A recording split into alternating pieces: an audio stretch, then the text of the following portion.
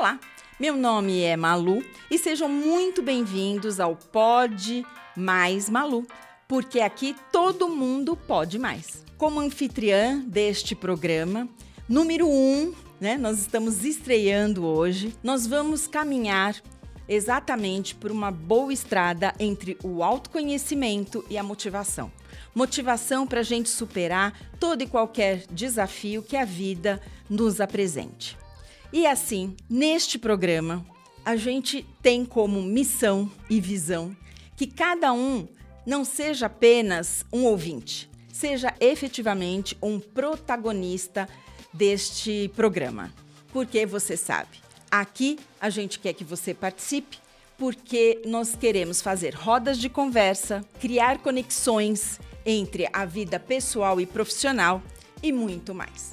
Este programa, o Pode Mais Malu, que cada um pode mais, nós contamos com o apoio e patrocínio de uma produtora que se chama IA Filmes. Esta produtora, que já está comigo na jornada aí da consultoria há mais de 9 anos, conta com uma estrutura, tanto como equipe técnica, como equipamentos de alta tecnologia, responsável por desenvolver programas de integração, vídeos institucionais, programas de treinamento, enfim, e podcast. Assim, aqui neste encontro, eu quero trazer um pouco da minha jornada de alguns anos aí de carreira e mais efetivamente por todo o conjunto de profissionais que passaram nessa trajetória.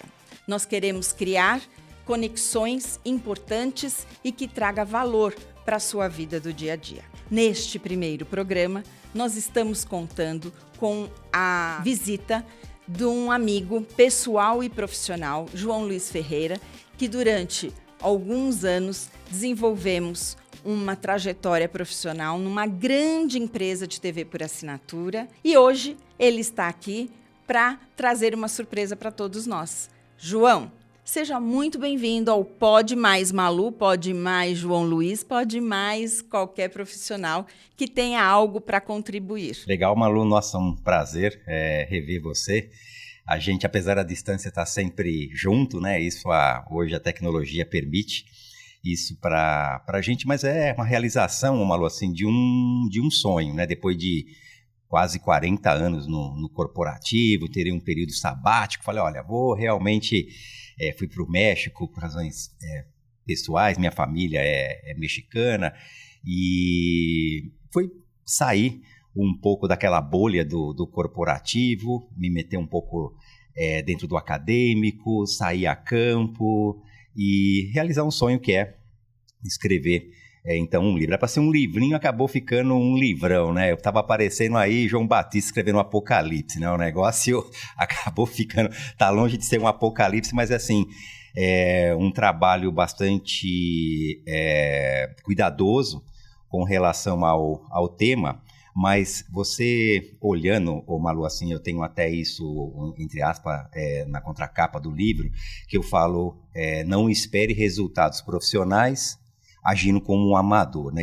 Isso dá assim, mais ou menos uma tônica do que é o conteúdo do livro, que ele é recheado, e essas frases de efeito dentro de um contexto, logicamente do material, também regado a muitas histórias reais do corporativo, de todos esses anos de estrada, contos, fábulas, tudo assim, uma estratégia de tornar assim a abordagem do tema eficiência operacional, parece que é uma coisa assim meio só para a empresa, e não é, do dia a dia das pessoas, do trabalho, logicamente para uma carreira corporativa, para uma empresa, mas ele estende, ele vai além disso, e colocar o tema, muitas vezes um pouco denso, de uma forma leve, divertida, às vezes até um pouco irônica, mas que eu tenho certeza que as pessoas assim, vão curtir bastante e vão dar bastante risadas com relação ao tema, apesar de ser um tema assim, bastante sério. Com certeza. Eu acho que essa é uma das facilidades que você tem na arte de ensinar. Comunicar o que talvez possa ser complexo de uma forma original, própria. E eu, dentro dessas quase 500 páginas. De fato, é uma navegação, é uma delícia. Mas antes de mais nada, vamos conhecer quem é o João. Fale um pouco sobre sua formação acadêmica, sua carreira, para que a gente possa contextualizar o porquê da propriedade técnica e experiencial desta obra. Olha, eu vim de uma família de classe média, meu pai operário, minha mãe também foi operária, depois veio trabalhar em casa e desde muito pequeno, comecei a trabalhar com, sei lá, 12, 13 anos de idade, acho que nem é permitido hoje, né? Acho que pode trabalhar a partir dos 14 anos, né? 14. Então, sabe, vendia sorvete, engraxava sapato, mas comecei mesmo a ingressar nesse caminho com a mudança da minha família para o interior de São Paulo, num grande núcleo tecnológico, que era na época o Vale também, hoje em dia, o Vale do Paraíba. Lá dentro do Vale do Paraíba, lá no Vale do Paraíba, existe acho que existe, faz tanto tempo essa história, nós estamos falando da década de 80, mais ou menos, o Centro de Desenvolvimento Técnico, que englobava várias escolas, como a ETEP, que é uma escola técnica e uma escola de engenharia, a EI, que era a Escola de Engenharia Industrial, e foi aí que eu ingressei na carreira técnica, fiz curso técnico em eletrônica, na época, assim, TV colorida, passando para preto e branco, transistor, sabe assim, nossa, a televisão mas funciona mesmo, a TV com tubo, e, nossa, talvez até muitos aí do nosso auditório nem tenha nascido nessa época, né? Final da primeira onda, Malu, da revolução tecnológica analógica, depois começando a segunda onda da revolução tecnológica digital, sabe assim, eu lembro que foi a primeira turma a aprender uma matéria assim, quase que uma mágica, né, que era técnicas digitais, né, então começava a aparecer os primeiros processadores, não existia celular, não existia internet, isso era sonho. Você está falando de 1980? 79 e 80. Tá, então, a geração Y, ok, hoje estão aí na batalha já. Nessa época, nesse centro acadêmico, nossa, a gente era assim apaixonado por tecnologia, porque era tudo novidade, né, laser era só Star Wars no sabre de luz lá do Cavaleiro Jedi. Fibra ótica não existia. Fibra ótica a gente ouvia falar que fibra ótica aí um tubinho que colocava a luz. Eu falei, não, vocês estão malucos como fibra ótica? Isso aí não existe, né? E hoje a gente vê aí o pessoal vendendo na feira aí abajur de fibra ótica parecendo um maço de macarrão, né? Então, era nessa época a tecnologia assim, é muito forte, muitas transformações, que eu me formei, ingressei no corporativo aí mesmo, na Kodak. Nossa, Kodak era, Malu, assim, Kodak era a Microsoft, a Apple da época. Né? Então, hoje em dia o pessoal mal sabe que é máquina fotográfica e muito menos um filme. E justamente filme, Malu, eu fui trabalhar na manutenção e trabalhava na área onde produzia filme e papel fotográfico, que muita gente desconhece, né? E eu vivi essa história muito legal, que o pessoal não conhece uma fábrica de filme e papel. Então, assim, você imagina um centro de distribuição que nem a gente vai hoje, assim, vários centenas de metros quadrados, 3, 4 andares, trânsito de empilhadeira, troca de turno, pessoal de manutenção, uma fábrica de, sei lá, 700 pessoas na época. Só que com detalhe, Malu, trabalha todo mundo no escuro. No escuro, assim, não tem luz, porque filme não pode luz, não é assim, uma velinha, não, a câmera, uma câmera de visão noturna do Exterminador do Futuro, não existia isso na época, não tinha, era no escuro mesmo. A pessoa fala, nossa, tá maluco, João, isso é impossível, você tá mentindo. Eu falo, não, olha, eu vi essa história, lógico, quando as luzes estavam acesas, né, mas o inacreditável é que nessa fábrica que você literalmente trabalhava de olhos fechados, o índice de acidente era menor na área escura do que na área clara. Aí falo, como nossa, mas isso por pode quê? acontecer? Exato, mas como é que isso era possível?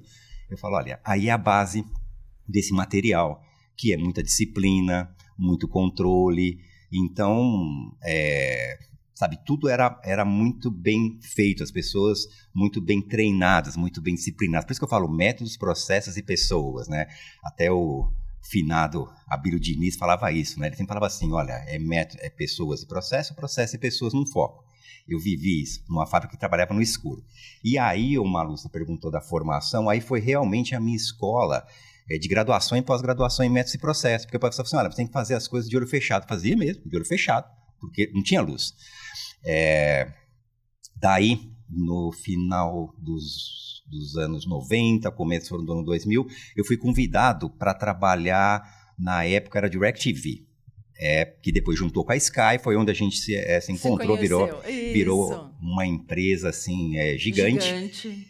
E eu fui para montar uma área, praticamente uma fábrica de manufatura, que era o trabalho que eu desenvolvi também na Kodak. Na Kodak eu trabalhei na área de manutenção, como eu falei. Depois da área de manutenção eu fui trabalhar na DME, que era a divisão de manufatura de equipamentos, que era a área que fabricava câmeras, máquinas fotográficas, o pessoal nem sabe mais o que é isso, máquinas fotográficas com motor drive. O pessoal, nossa, isso é coisa do outro mundo, né? Hoje nem existe máquina fotográfica, quanto mais motor drive. E também a linha de equipamentos profissionais, que pouca gente conhecia, que a Kodak trabalhava, que máquinas de revelar raio-x, até hoje. Lembro que eu levei meu filho uma vez num hospital e eu vi uma máquina de revelar raio-x, que eu trabalhei na linha de produção dessa máquina até hoje. Essas máquinas estão rodando, então essa linha de produtos profissionais, ela existe até hoje, né? Até por isso que a Kodak ainda tem alguma relevância no mercado. Não perdeu muito, mas não perdeu tudo. E também nos últimos anos da Kodak eu fui trabalhar como Field Engineering, não, que palavra bonita, né? Que era engenheiro de campo, trabalhar área de serviço. Malu, viajava, cortava esse Brasil aqui, assim, os quatro cantos. Eu falava assim que eu viajava, parecia um pato canadense, sabe assim? Ficava viajando, dirigia de lá para cá, 200, 300 km por dia, carregando mala de ferramenta, atendia. E naquela época, tem até um cartãozinho que às vezes eu mostro para os meus filhos, eu mostro quando eu vou fazer alguma apresentação, que o cartão da Kodak tinha fotografia, né? Então não dá para falar, não fui eu que teve aqui. E nesse tempo a gente atendia de terno. Ou seja, você tinha que ir fazer um serviço, usar mala de ferramenta, assim, consertar uma máquina, e ir de gravata, sabe? Chegava num cliente e carro, nessa época, não tinha ar-condicionado, não tinha câmbio automático. Então, você chegava com um braço escuro e com outro braço claro, para não tomar sol. E depois, indo para DirecTV, não tinha como de fugir da área técnica, é minha essência, adoro essa área de operação, chão de fábrica, tá ali com o pessoal na ponta. E nessa experiência, saindo já de uma empresa química e técnica e indo para uma área de telecom. Mas era técnica. E ajudamos aí a desenvolver uma área que nós chamávamos de engenharia de campo, que fazia um trabalho muito parecido que tinha na Kodak, desenvolver treinamento técnico, que foi aonde a gente se encontrou e, acho que fez um excelente trabalho treinando técnico, né, Malu? Do Iapoque ao Chuí, tentando falar no carioquês, no gaúchês, no mineirês. Então, como que a gente treinava esse pessoal, sempre foi uma experiência muito bacana.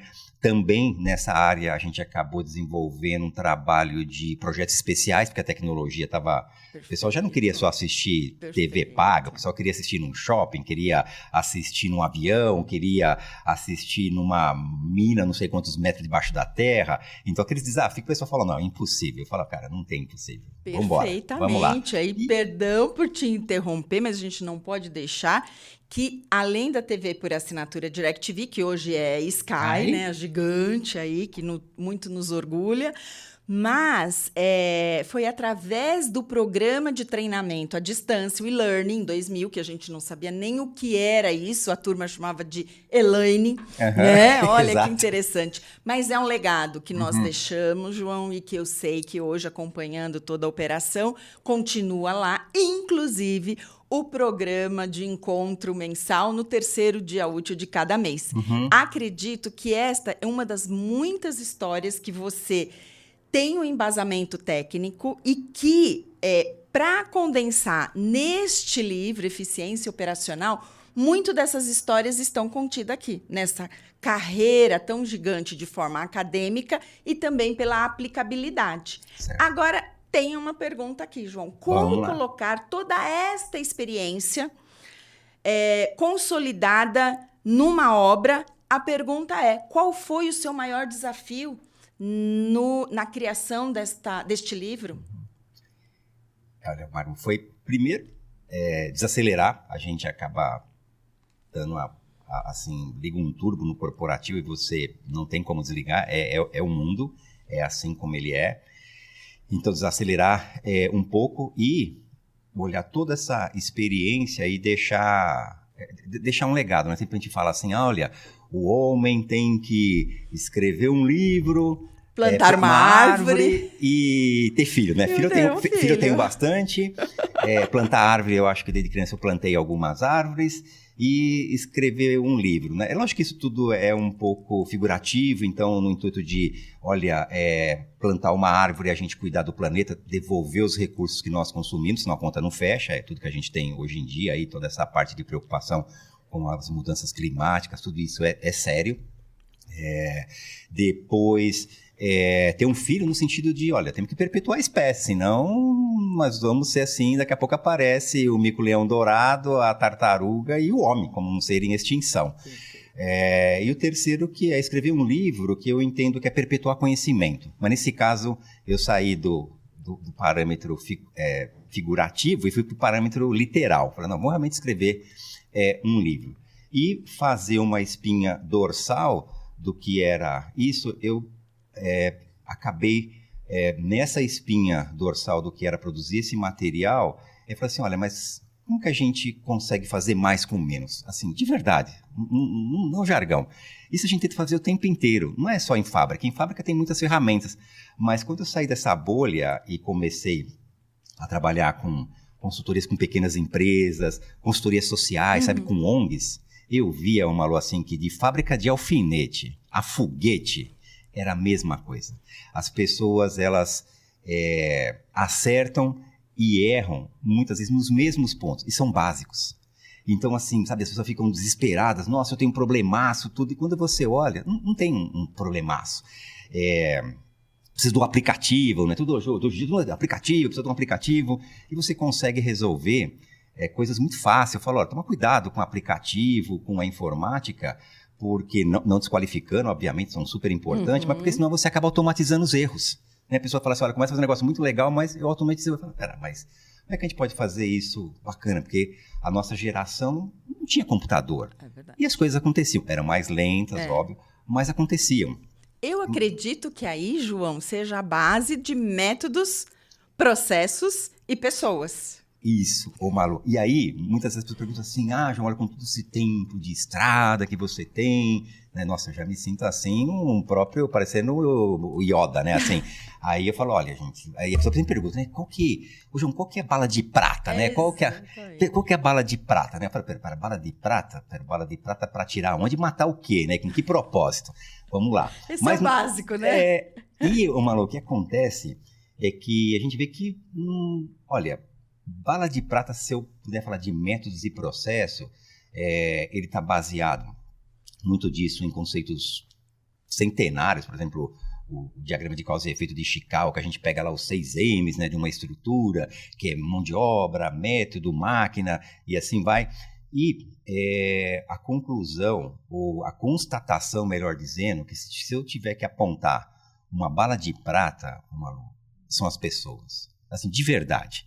De empresa de altíssima tecnologia a uma ONG. Eu falo assim, olha, as pessoas são elas que fazem as soluções, são as pessoas que criam problemas e são as pessoas que resolvem os problemas. E esse é o ponto. Eu lembro uma cena de um filme até que ganhou o Oscar no ano passado, que o protagonista ele olha para a tela e fala assim, olha, pessoas cuidam de pessoas. E essa cena assim, é muito forte, porque você vê isso nas empresas. E ver aquela vontade do empreendedor ali começar o negócio e querer realmente acertar. E quando não acerta, não é por maldade, não é por desconhecimento. Então fala, olha, vamos pegar pelas pessoas e fazer esse desenvolvimento, né? Aí é onde que eu posso, assim, fechar com bastante propriedade, com bastante exemplos que eu coloco no livro, que o grande diferencial das empresas do futuro são as pessoas. E assim, não tenho dúvida, Malu. Assino embaixo, eu também não. E fica para um outro episódio nós falarmos sobre a inteligência artificial. Segura essa, mas de fato o M de mão de obra é o princípio básico de qualquer inovação. Eu concordo com você em todos os aspectos. Inclusive, 1/3 do livro, ele é dedicado a pessoas, Exato. né, João? Eu fiquei encantada. Tenho o privilégio de ter feito uma participação, mas é um verdadeiro incentivador. Você, com as suas histórias, de fato, o M de mão de obra e as pessoas fazem o alicerce de qualquer operação. Ainda com foco em pessoas, o verdadeiro capital humano, você cita sobre a importância de reter profissionais com dados e fatos. Como atrair talentos. Então, não tem pilha fraca, João? Isso é uma das frases de impacto aqui. Não tem pilha fraca. Explica pra gente aqui. Isso, Malu, porque realmente 1/3 do livro acabou se convertendo nesse M de mão de obra. Era um capítulo, depois virou subcapítulo, tem 7 subcapítulos só tratando desse tema, né? E a gente fala assim, não, capital humano. E as pessoas esquecem, fala, olha, capital humano. Olha, quando você colocou uma pessoa para fazer um treinamento, esse capital humano da empresa, ele aumentou. Então, tem que uma área cuidar disso. Você vai numa joalheria no shopping lá, tem 2 caras de segurança lá cuidando de uma joalheria. E na empresa é igual, sendo que a joia dentro da empresa são as pessoas. Mas elas não estão fáceis, assim, expostas. Não é tão fácil como você perguntou, mas como garimpar talentos? E eu falo, olha, primeiro você precisa olhar e enxergar essas conchas. E a concha não fica boiando, tem que mergulhar. Então, você pegar essas conchas, depois abrir, encontrar uma pérola, polir essa pérola para você formar uma joia que vai fazer parte do patrimônio, do capital humano de uma empresa. O pessoal fala, nossa, legal, a gente devia ser filósofo. Eu falo, não, é verdade, gente, é verdade. As empresas, às vezes, eu penso que descuidam um pouco do capital humano, acham que inteligência artificial, software, vai acabar com o nosso emprego. Não vai acabar, Malu. E esse de como você reter e encontrar esses talentos, ele está no nosso dia a dia. Então, esse livro, assim, com histórias assim, do nosso dia a dia, você dá um chacoalhão nas pessoas e fala, olha ao redor, está cheio de talento.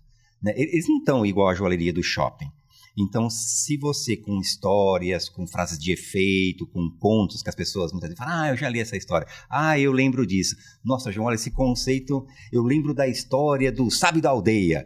E eu sei que não é a história do sábio da aldeia, a história que está contando, está dentro de um contexto, de um fundamento, que tem uma frase de efeito que ele não esqueceu. Eu acho isso, assim, super bacana. Voltada, a maioria deles, ou uma grande parte deles, Malu, para o capital humano da empresa, que é isso mesmo, é o capital humano. Né? O grande diferencial, repetindo o que eu falei antes, deixando isso muito claro, que é o grande diferencial das empresas do futuro. Acho que isso, assim, a gente não tem dúvida. Perfeito. Dentro dos pilares de uma boa integração, o onboarding, depois capacitação e treinamento, né?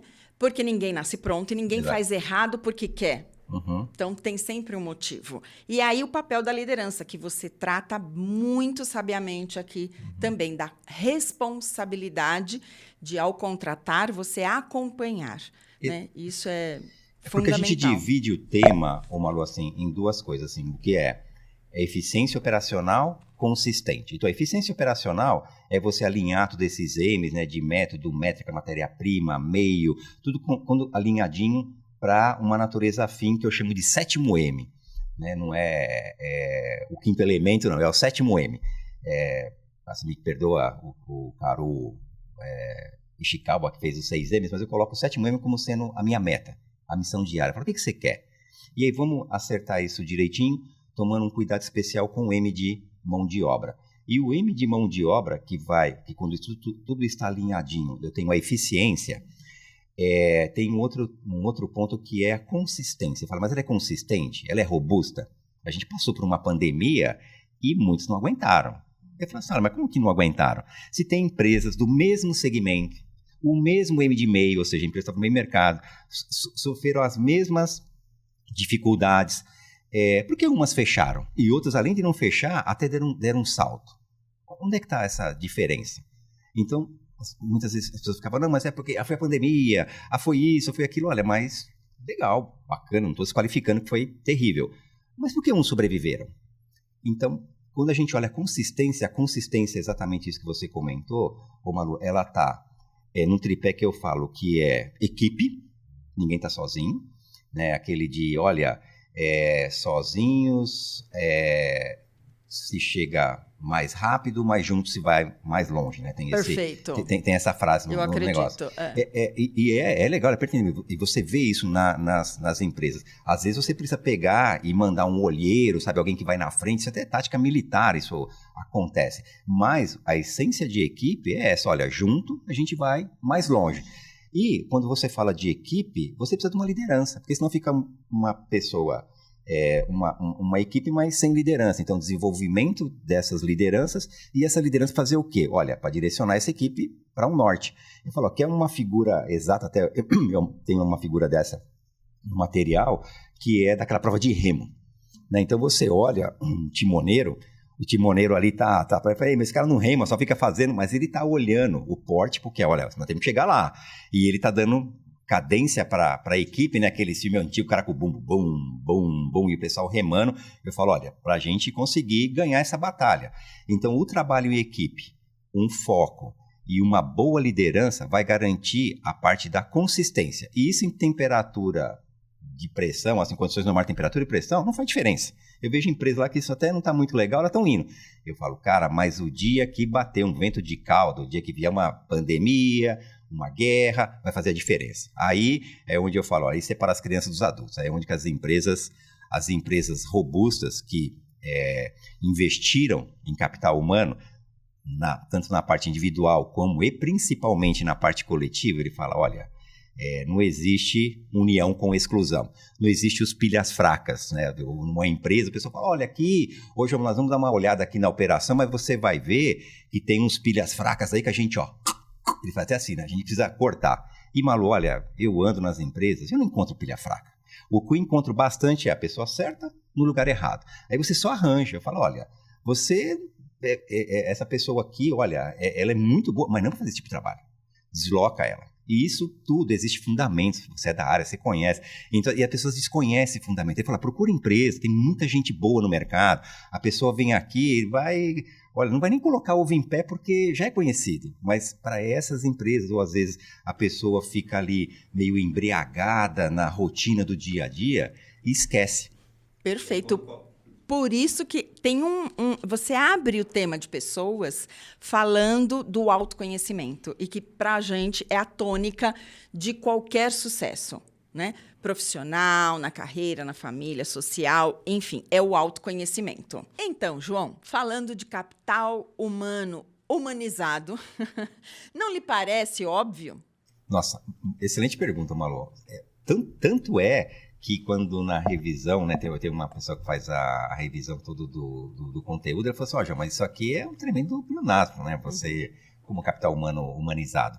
Mas a intenção foi essa mesmo, de provocar as pessoas nesse subcapítulo, que o capital humano da empresa, a área de capital humano, primeiro as pessoas terem consciência que é um capital humano, realmente ele tem um valor, e a parte de ser humanizada é de ela ser sensível às pessoas, né? Então, às vezes você encontra uma empresa que está faturando muito, tudo, e eu vou, por exemplo, no toalete, o banheiro é horrível. A pessoa convida para comer e o restaurante é assim, é um lixo. Eu falo, olha, peraí, mas lá na academia da administração, a gente, nas escolas de engenharia ou de ciências sociais, a gente aprende, né, sobre a pirâmide lá de Maslow. E fala, olha, é a base, é você ter um salário justo, você ganhar para você subsistir, mas dentro do ambiente de trabalho, os empresários, os líderes, se preocupar com isso. Olha, vai lá comer onde seu funcionário está comendo. Olha, vai lá no toalete aonde ele está usando. Né? Então, chega na hora pós-almoço, aquele negócio está tudo lotado, e assim, um cheiro horrível. E fala, olha, não, vai lá para você ver como que são as coisas. Não de maneira demagógica, ou você querer ser um inspetor. Não, vai para você realmente fazer parte disso tudo. Então, essas iniciativas, não só de capital humano, mas capital humano pode ajudar em direcionar esses líderes, sensibilizar esses líderes dessa importância, porque às vezes ele está tão envolvido em atingir metas, é pressionado pela empresa, às vezes por uma matriz no exterior, ou da filial sendo pressionada pela matriz mesmo, às vezes para operações locais, e ele esquece desse detalhe que faz toda a diferença.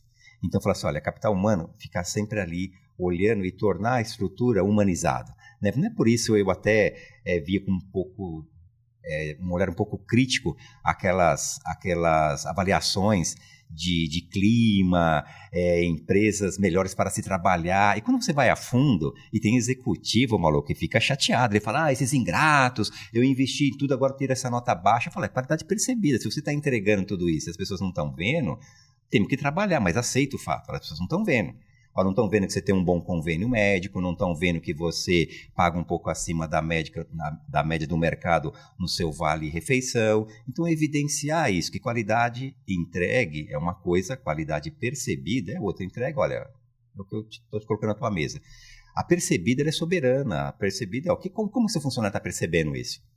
E se tem um gap, e geralmente tem um gap, capital humano humanizado, ele vai estreitar esse gap.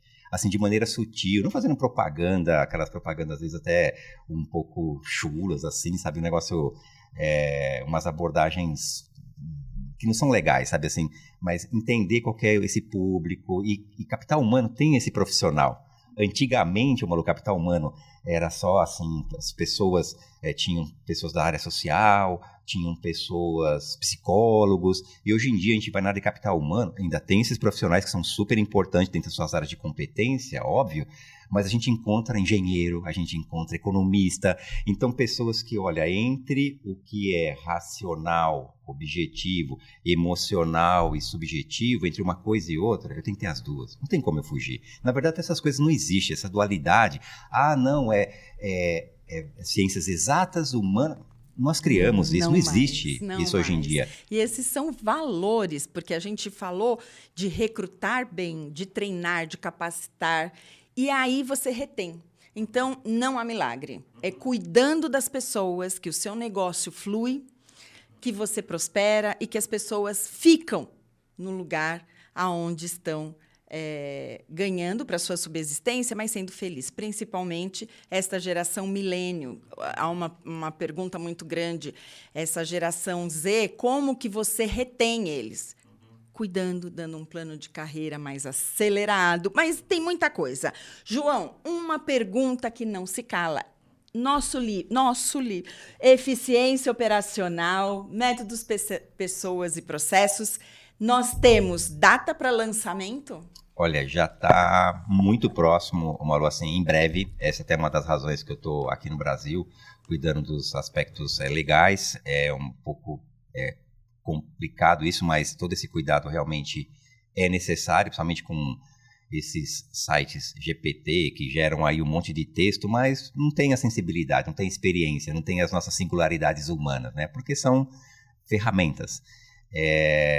Então, todo esse cuidado na parte formal do livro é um protocolo já quando você já está nos finalmente, ali já está em procedimento de pouso, né? Que toca o sinal, olha, assento na posição vertical, põe o cinto de segurança. Nós, assim, eu já estou nessa reta final, mas falta já muito pouco, trabalho de 4, quase 5 anos, já está assim, tá no forno, quase indo para a mesa. Então, Já fica o convite para estar aqui no Pode Mais João, onde a gente vai trazer em primeira mão, então, esse lançamento. E, João, nós estamos indo para o final do Pode Mais deste programa de estreia, mas tem mais, João, porque aqui são muitas histórias, e eu gostaria de saber o seguinte: a arte de estruturar pessoas sobre bases sólidas foi uma criação que já vem sendo maturada há 5 anos e, portanto, em breve teremos a data de lançamento, mas no próxima semana nós teremos mais João Luiz aqui. E você pode dar um spoiler do que o nosso ouvinte pode esperar para o próximo programa? Posso. Nossa, vamos lá, Maria. Olha, eu acho que uma coisa legal que a gente pode adiantar aqui, fazendo já um spoiler desse lançamento, já nesse ponto que a gente está, dessa data, entrar, assim, já adiantar para as pessoas que esse livro acabou ficando um livro bastante consistente, bastante volumoso, e ele está dividido, Malu, em 4 blocos. Na verdade, quando a gente olha esse livro, lá dentro até, quando as pessoas elas vão lendo o livro, elas vão vendo que até as figuras, a identidade da página, a maneira com que o texto foi edificado, são 4 livros. Ele vê que ele passa assim, olha, são 4 etapas, que são as etapas necessárias, e aí a ordem do fator aí altera o produto. Então eu falo, olha, primeiro, olha, vamos na sequência. Mas a gente entra um pouco mais nesses blocos, nesses conceitos, inclusive aqui um spoiler que pouca gente sabe, né? Que o livro, lá atrás, quando eu concebi, eu ia falar sobre fundamentos. Depois, ele acabou durante muito tempo, uns 2 anos, eu fiquei com 3 blocos. Então, era fundamentos, eram estruturas operacionais e depois dinâmica operacional. E aí, estava todo o esqueleto e a musculatura do material.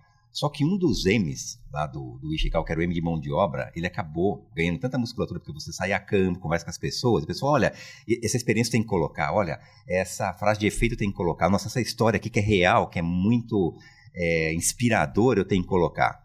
E virou um bloco inteiro do livro. Então, o segundo bloco do livro, que é o M de mão de obra, ele virou um bloco. Então, eu acho que esse é um spoiler legal para a gente pegar na nossa próxima conversa. Muito bem. Então, para o próximo programa, no Pode Mais, Malu, nós vamos conhecer alguns causos que eu amava receber o João na minha sala, onde ele pegava várias folhas de sulfite, além de explicar cada um dos processos que nós íamos implementar, tinha sempre uma história que eu saía de lá falando, eu quero mais. Espero que você, ouvinte, também queira mais, esteja conosco na próxima semana. Até lá!